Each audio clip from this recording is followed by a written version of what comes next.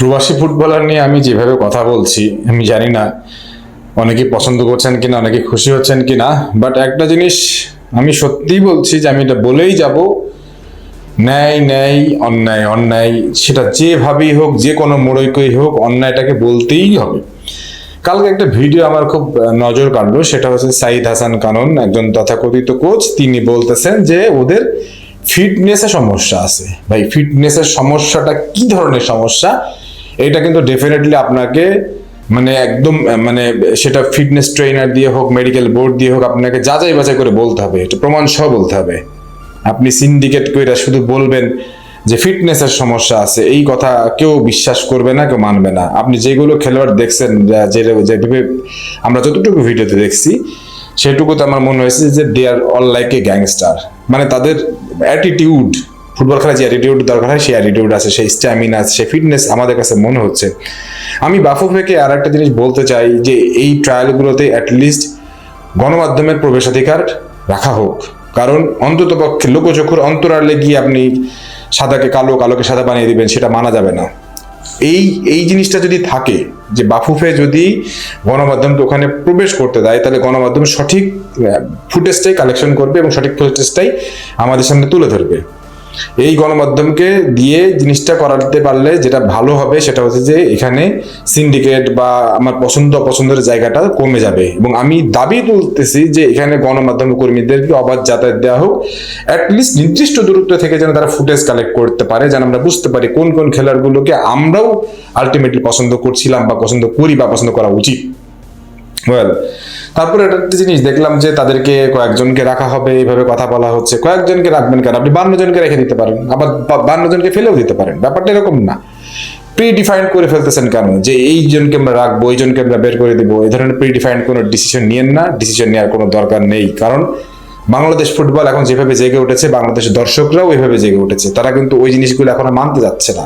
তারা এখন খুব ভালো করে বুঝতে পারতেছে যে আমাদের জন্য কোনটা ন্যায় হচ্ছে, কোনটা অন্যায় হচ্ছে। ওয়েল, আমি কয়েকটা খেলোয়াড়কে বলবো, যেমন আমি দেখলাম যে বার্সেলোনার আমেরিকান একাডেমিতে যে মনে হয় সম্ভবত ছেলেটার নাম আমির খান, লাইক দ্যাট, তার কিছু ভিডিও ক্লিপস দেখলাম, দেখে আমার কাছে মনে হয়েছে ছেলেটাকে সিরিয়াসলি তাকে একটু নার্সিং করানো উচিত। তাকে আমাদের পাইপলাইনে রেখে একটু নার্সিং করাতে হবে। এই ধরনের ছেলেগুলোকে নার্সিং করাতে পারলে বিস্ট লেভেলে উঠে পড়বে।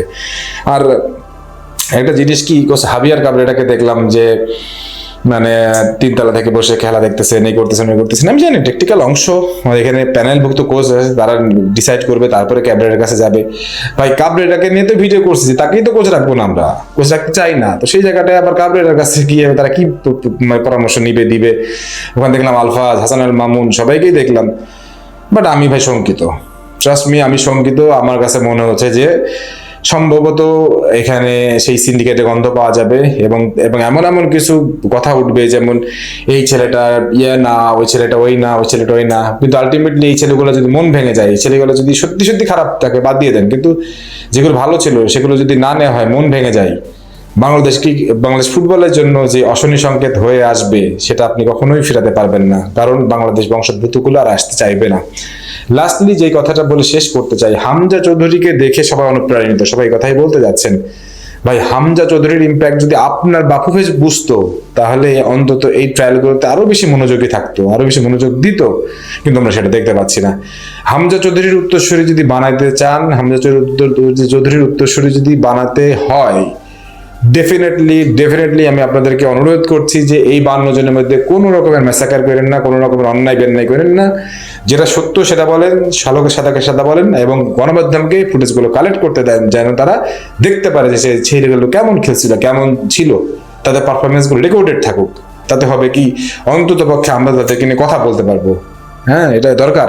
যাই হোক, তাবিত আওয়াল, আপনি অনেক অনেক কিছু করছেন, হাত করিম, আপনাকে একটা স্যালুট, আপনারা অনেক কিছু করছেন, কিন্তু দয়া করে আমি হাত জোর করে মিনতি করতেছি, এই জায়গাটায় অন্তত একটু স্বচ্ছতা বজায় রাখেন, যেন ছেলেগুলো এসে ভগ্ন হৃদয় ফিরে না যায়। যারা ভালো তারা টিকে যাক, খারাপগুলোকে আবার বলে দেন যে পরবর্তী ট্রায়ালের জন্য আসুক, কিন্তু ভালোগুলোও যেন বাদ পড়ে না যায়, এই জিনিসটা অবশ্যই খেয়াল রাখবেন।